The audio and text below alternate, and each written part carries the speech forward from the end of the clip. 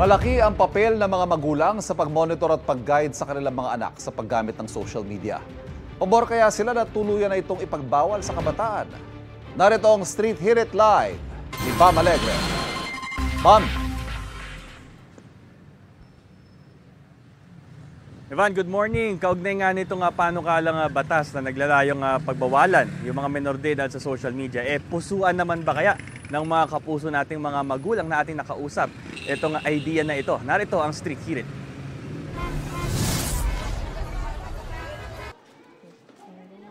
Parang laruan na raw ng anak ni Josephine Salvador ang social media. May mga content siya pinapanood, minsan may games din. Kaya hindi niya raw maisip pa kung paano ipagbabawal ng social media sa kanyang anak, gaya ng isinsulong ng isang mambabatas. Kasi kalat naman na yung cellphone kahit sa bahay. Sa tingin mo, mahihirapan na silang no? Oo. Parang laruan na nga lang nila. Ayan, sige. Kung si Arlene Reyes ang tatanungin, may katwiran daw ang panukala. Paano nga naman magsasagawa ng parental guidance sa mga bata online kung mas techy pa sila?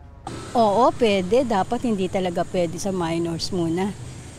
Kasi hindi mo rin kasi makokontrol as parent na mas magaling pa yung mga bata gumamit ng tablet, ng cellphone. Kesa sa akin, yung apo ko magaling pa So parang hindi natin nakikita kung ano yung tinitingnan nila.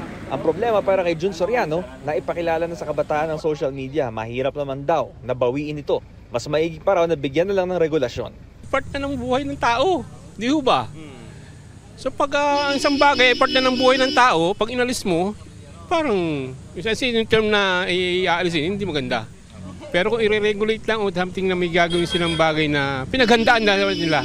Sa anumang protective measure para sa mga bata sa social media, malaki rin daw ang papel ng mga magulang at ang mga guardian. Bantayan po ng maayos yung mga bata para sa kanilang pag-aaral. Ganun po.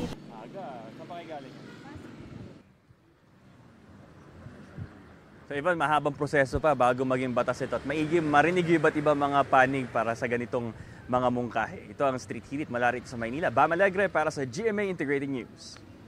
Kapuso, huwag magpapahuli sa latest news and updates. Maging una ka sa balita at mag-subscribe sa YouTube channel ng GMA Integrated News.